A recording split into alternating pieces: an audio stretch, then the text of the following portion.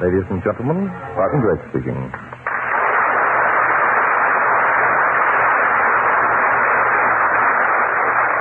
This week I've selected for our drama case history number 129 from my book, Mystery is My Hobby. I call it Death Has Blue Eyes.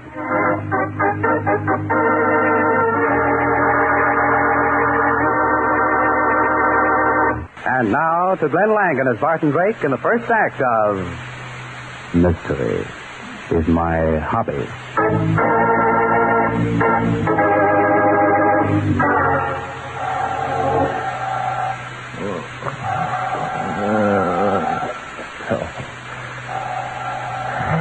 Why doesn't Mike answer? Mike! Mike, where are you? Why don't you answer the phone? Must have gone out. Holy smoke, 11 o'clock in the morning. I guess it's up to me. Where's my... Oh, slippers. Here they are. All right.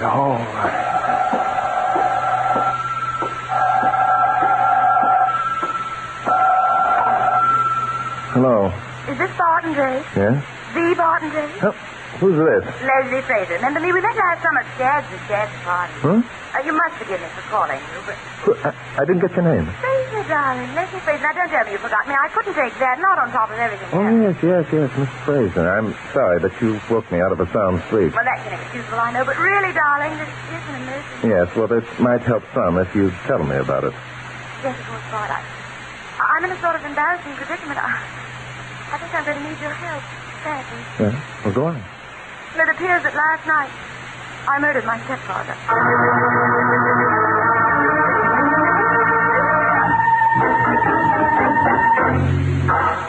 As I dressed, I tried to recall what I knew about Leslie Fraser. Leslie was a spoiled product of too many finishing schools, trips abroad, winters in Florida and summers in Newport. The boys who write those things would call her a glamorous deb. She wore that familiar vicious pout on her mouth, and her manner and clothes were the ultimate in detached, cut-crystal casualness. A show of emotion was something to be scorned and never to be indulged in. Well, that was about all a man could learn at a party, and I'd never cared enough to study the matter further. Leslie must have been watching for me, for it was she herself who opened the door.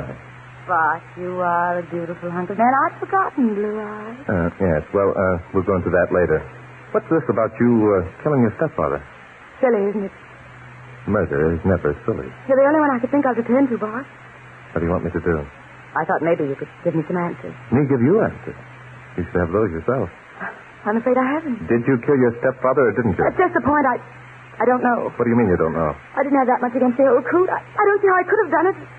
On the other hand, there doesn't seem to be any other answer. Go on. Well, I had a few too many cocktails last night, and I came home late. I remember coming home. I remember that much.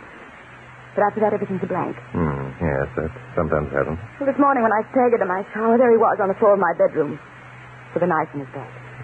Knife was mine. The door to my suite was locked. Nobody else has a key but me, so there you are.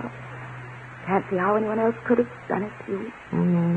On the face of it, no. But you will help me, won't you, Bart? Please, darling, do I? Listen. Not unless you stop talking that way. I'm sorry, Bart. All right, that's better. I suppose you'd like to take a look at the body? No, not until the police get here. The police? Of course. You've notified the police, haven't you? Well, no, I thought they were you. My dear Miss Fraser, this is homicide. The police should have been called in first. Where's your phone? Right here in the hall. Thank you very much. I'll call headquarters. And while we're waiting, get your family together. Maybe we can have this cleared up by the time they arrive.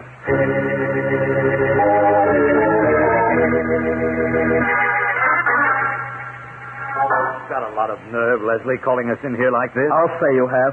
I've got to get out to the track. Mr. Drake insisted we all get together. Drake? Who's Drake? That's me, gentlemen. I called him in to investigate the case. I wouldn't advise any of you to leave until after the police get here. At the moment, you're all under suspicion. We are. The body was found in Leslie's room, Mr. Drake. Murderers are supposed to have motives, aren't they, Drake? Or are the detective stories all wrong? That's exactly what I want to find out. What motive each of you might have. Miss Fraser, I think it might help matters if you'd introduce me to these people.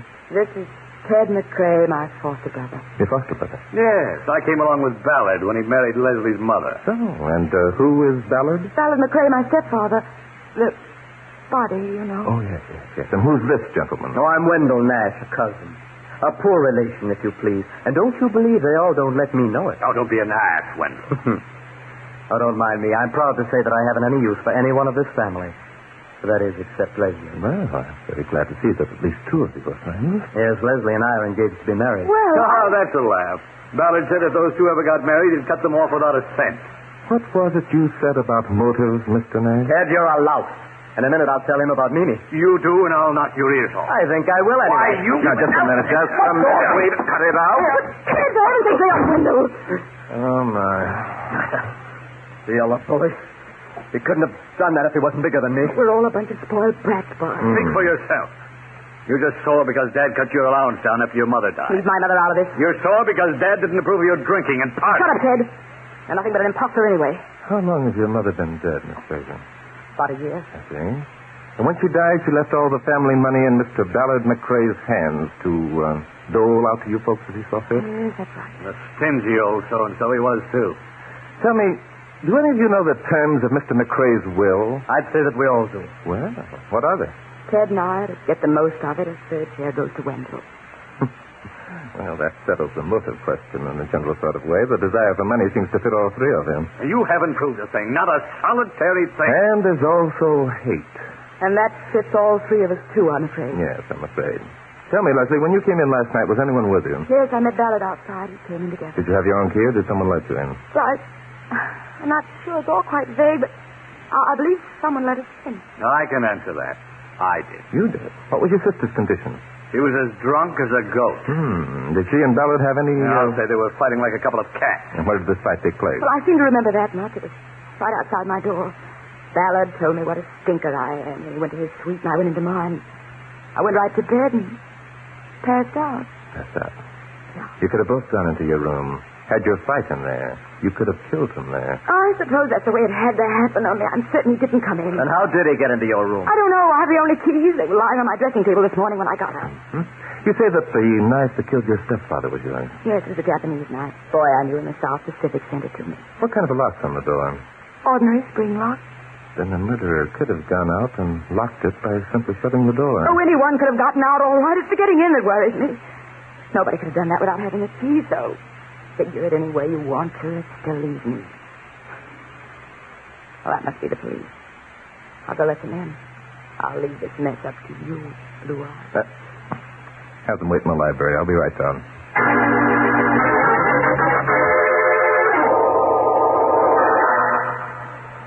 Hey, Bart, what are you doing here? Good morning, Inspector. None of that.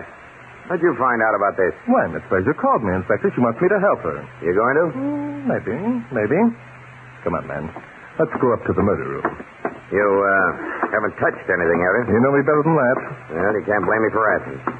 Now, tell me everything you know. I told all the facts when I called headquarters. Yep, I got the report right here with me. Looks bad for the girl, Bart. Looks bad. Yes. Well, let's reserve judgment until we look at the body, shall we? In here, Inspector. Well, there he is. Yeah. That knife didn't do him any good. Well, that's a bit strange. What is? No blood on the handle. Maybe she wiped it off when she wiped off the fingerprint. Oh, you're sure there were fingerprints with him? Well, no, but most murderers wipe them off, don't they? Mm-hmm. Oh, maybe you're right, Inspector. Maybe you're right. Well, you've been around here for an hour, Bart. It'll save time if you catch me up. Well, Inspector, Miss Fraser called me this morning about a Leslie Stewart, Inspector. They all have motives, all the same one. But they'll have to be developed into something more serious than what has showed up so far. You know, Bart, this is the first time I've ever known you to defend a murder. Now, wait a minute. Listen, if Leslie's guilty, I'll be the first one to say so, Inspector. But she is guilty. She said so herself. Yes, I know. I'd agree if it weren't for that loss of memory. If she actually can't remember what happened after she came home, anything might have happened. No, I think that part of it's a lot of hogwash. Any girl that drinks as much as she does doesn't blank out that easily.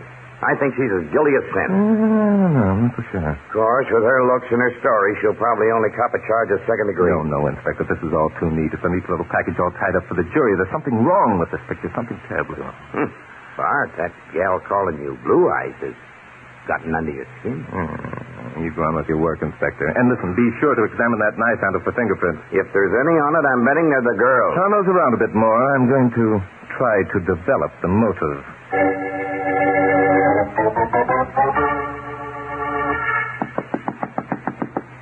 Who is it? Barton Drake, Ted. I'd like to speak to you a minute. What do you want? I'll tell you after I come in. Well, I see you have company, What of it? Ted and I can talk if we want. You and Ted have buried the hatchet, eh, Wendell? I don't see as it's any of your business, Snooper. It might be very convenient. Both of you are suspects, so you join forces to hang Leslie. And it'd be just like this. Now, look, we don't have to take that from you. You're not a cop. We don't have to stand for your prying around. That's a pretty nice gun collection you have here, Ted. Is it yours? Whose else would it be? You know how to shoot them? Do I? The only thing I do know how to do well. Do you think Leslie killed Mr. McRae, Ted? How should I know? What about you, Wendell? Look, Drake, I want to marry Leslie. Hmm? And I'll admit I hate Ted's inside. I wouldn't send a murder rap on Leslie if I thought she was guilty. But if you expect me to help you pin it on Ted, you're not. Those your sentiments towards Wendell, Ted? In the main, yes. Wendell here mentioned that he was due at the track this afternoon. Do you suppose he's indebted to any of the bookies, Ted? Ask him. Thank you, I will. Yes, Wendell? Oh, I suppose I might as well tell you. You'll snoop it out anyway. Yes, I am. I owe quite a pile. What about this Mimi person that you threatened to tell about this morning? That's Ted's business. What's so important about Mimi, Ted? Well, Mimi's an ex-girlfriend. She threatened to sue me for breach of promise. Well, a bit of blackmail, eh? You might call it that. You both have pretty good motives for murder. Well, for that matter, Leslie needs dough as badly as we do. Ask her. Sure, I intend to. And I'll get out of here before we push your face in. I never let myself get pushed around. Grab him, Wendell. That side. You bet. You got me. It's not quite that easy, boys. I'm sorry, but... Oh. And here's yours, Wendell. Brother, you pack lost. You'll have to train in something besides nightclubs and booze before you'll be up to that sort of thing, my friend.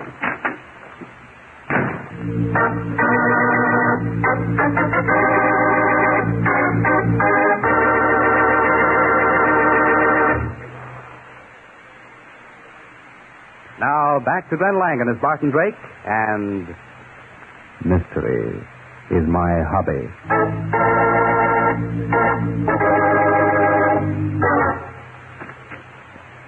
Come on in, Blue Eyes, and close the door. Drinking again, Leslie? Oh, did the cocktail have one? No, thanks? Oh, come on, you'd be cute with a little gin in it. Yes, well, I have other things to do at the moment. Oh, forget about that mean old murder and let's get chummy. Stop it, Leslie. Can't you get us through that bird brain of yours if you're the number one suspect? What do you expect me to do? Go hysterical, chew my fingernails down to my elbows? That's what I would do if I let myself go. Did you kill Ballard McRae? Oh, I know. Probably I did. I must have. Why? Money, I suppose. All we've done this past year is fight over money. Another died, Ballard started dishing it out in nickels and dimes. That must have been why I killed him. It's a funny thing. Wendell and Ted have the same motive. It looks like they're out of it. No, I guess I'm elected. I wouldn't give it up to you, huh? Oh, what's the use? The inspector needs just one little thing to pin this on me. A good heart motive, and believe me, I've got one. What's that? Go on. I didn't tell him about this, but I'm telling you, Bob. I crossed up Ballard by opening charge accounts all over town. I thought he'd give in and pay the bills, only he didn't. Now I owe thousands, and they're getting tough about it. Did you ever have bill collectors breathing down your neck? Did you, Blue Eyes?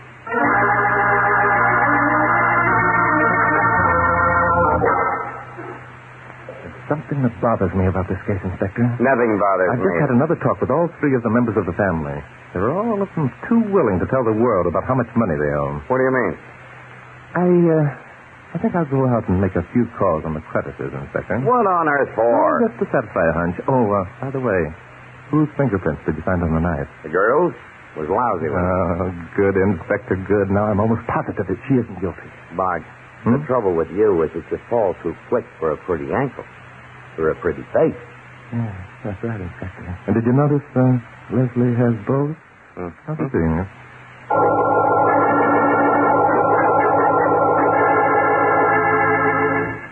Let's think. How much is Wendell Nash in deal for? Who? Wendell Nash, you handled his bets on the ponies, didn't you? Sure.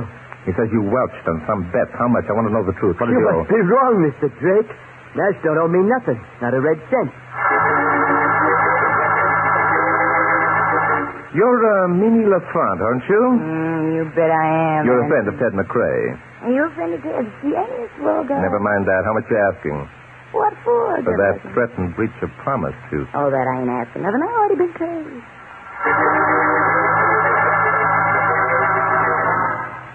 Yes, Mr. Drake.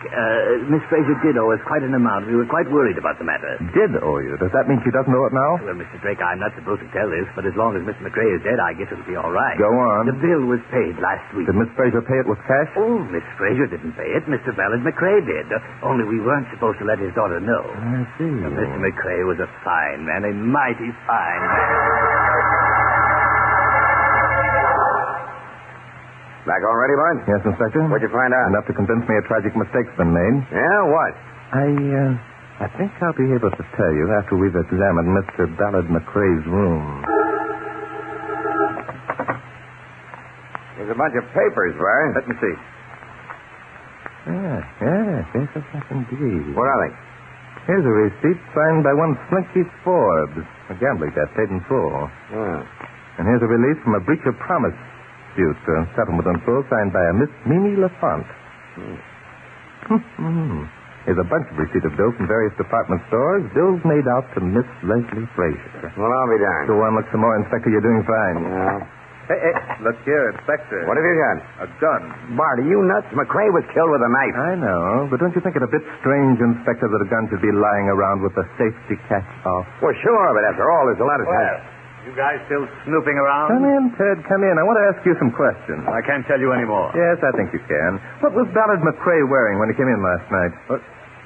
The suit you found him in. Why? No hat, no coat?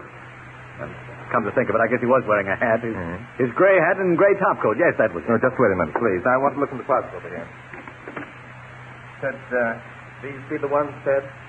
Yes, those are the ones. Thank you, Ted. Inspector, this does it. Well, I can't see It how. proves conclusively that Ballard McCrae did not go into Leslie's suite when they came in last night. It proves that he must have come in here first. Well, Inspector, I think now I can tell you how the murder was committed, and I also think I can tell you who did it. Well, look here. If it wasn't Leslie, who was it? I'm not so sure that you'll like the answer to that, Ted.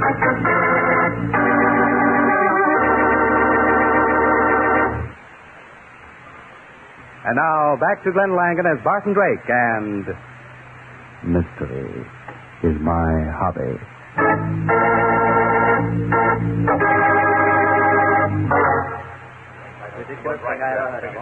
Now, the way I see it, you all had a motive.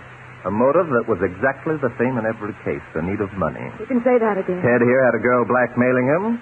Wendell, you went into hock to the bookies. And Leslie, you were in a charge account. Now, Leslie, Yes, Bart? you were overheard fighting with your stepfather. The body was found in your room with your knife in his back. That's pretty conclusive evidence for any jury. I still don't believe I could kill anybody for money, drunk or sober. You can put your mind at rest, my dear. You didn't. What did you Who did? No, we've uncovered evidence that proves that Mr. McCrae didn't go into your room last night, Leslie. After your argument, he came here, hung up his hat and coat, and here is where he was killed, right here in this room. Well, thanks, Bart. That's really... Quite a pleasure. You're welcome. The murderer killed McCrae right here and carried his body into your room. He tried to place the blame on you. How could he? I had the only key. Do you remember actually locking your door? Well, no, but it was locked in the morning. Yes, the murderer did that on his way out. In your condition, you were tight and angry, remember. So after your argument, you stormed into your room, leaving the door ajar. That's the way it had to happen. I suppose I could have it then. Yes. So the murderer overheard the argument and spotted the open door. He went to Ballard McCrae's rooms and threatened him. McCrae pulled a gun, but he wasn't quick enough. He only had time to release the safety catch before he was killed with a knife. Seems to me you're doing an awful lot of guessing, Frank. The murderer then carried the body into Leslie's room.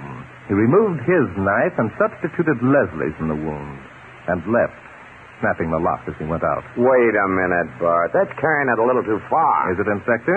Don't you remember your police manual? Huh? Of course, Inspector. Your manual says that it's impossible to stab a man to death without getting blood on the murderer's hands, remember? And on the handle of the knife. That knife of Leslie's, or the handle at least, was as clean as a washed baby's face. Well, yes, but... And the fact that it was covered with Leslie's fingerprints proves that the murderer didn't even wipe them off. That's a very pretty story. He made two other mistakes, however. Mistakes that cleared Leslie completely. The whole thing was a mistake, if you ask me. He forgot about McCrae's hat and topcoat. And although he wiped McCrae's fingerprints from his gun, he neglected to put the safety catch back on. Quit stalling, Bart. Who did it? Well, the murderer, Inspector, is either Wendell Nash or Ted McCrae. I knew you'd be getting around to me. Yes. You have the strongest motive, Ted. Your payoff to Mimi, your share of the family money, plus Leslie's share. She was convicted of murder. You know, I always did think Ted was a rat. Why, you sniveling little punk. You would try to pin this on me, wouldn't you? Well, let me tell you something. I haven't said one word against you, not yet. I was willing to let Leslie take the rap. Why not? Just as Drake says, I'd get her share, too. Besides, she never did anything for me. Why should I stick my neck out for her? You know, I think I'll push your dirty little face in. No. Come on. None of that. Come on, you boy, then you did, you Ralph. I did not. Here's something even you don't know yet, Drake. This little squirt here and Leslie had a fight. I overheard it. And Leslie told him off plenty. She told him she wouldn't marry him if she were Eve and he were Adam. Is that correct, Leslie? Yes, I'm afraid it is. It's been eating your insides out ever since, hasn't it, Wendell?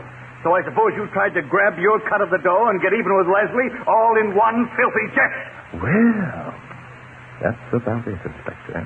Wendell Nash is your man. Now, wait just a minute. You haven't proved a thing against me, not a thing. Oh, yes. I almost forgot. It's the safety catch that pointed at you, Wendell. Safety catch? Yes. The catch on Ballard McCrae's gun. You see, it couldn't be Ted. Ted has a very fine gun collection. Also, Ted is a very fine shot. Maybe you didn't know it, Wendell, but a man who's accustomed to handling guns, like Ted, would never put a loaded gun down without first setting the safety catch. All right, so I did. But it was either Ballard or me. What do you mean? But Ballard wouldn't give me any money. And I was up to my neck in gambling debt. Slinky Forbes out at the track was going to put me on the spot if I didn't pay up. Yes, that's a tragic part of the whole affair. If you hadn't all been a bunch of wasteful brats, this never would have happened in the first place. Oh, no, I know. Ballard McCrae was much too good a man for any of you. He paid up all your debts just last week, each and every one of them. Oh, no. What? Only when he paid, he insisted that none of you should know what he'd done. Then Slinky wasn't after me anymore? No, Wendell. You were all in the clear. Think that over while you're sitting in the chair.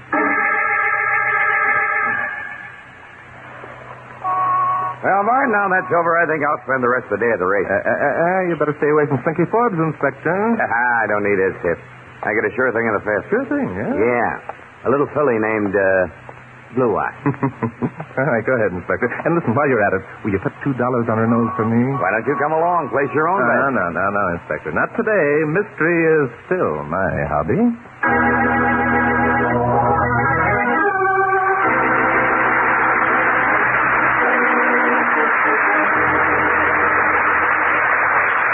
Glenn Langan will return in just a moment. Mystery is My Hobby is directed by Dave Titus and is written by Fred Howard. This episode is based on an original story by Lee Horton.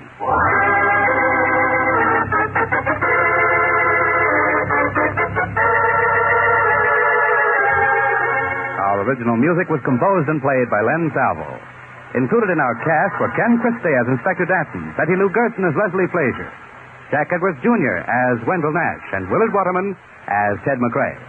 The events depicted in this story were entirely fictional, and any resemblance to actual places or people, living or dead, is purely coincidental. And now, here's Glenn Langan with a word about next week's story.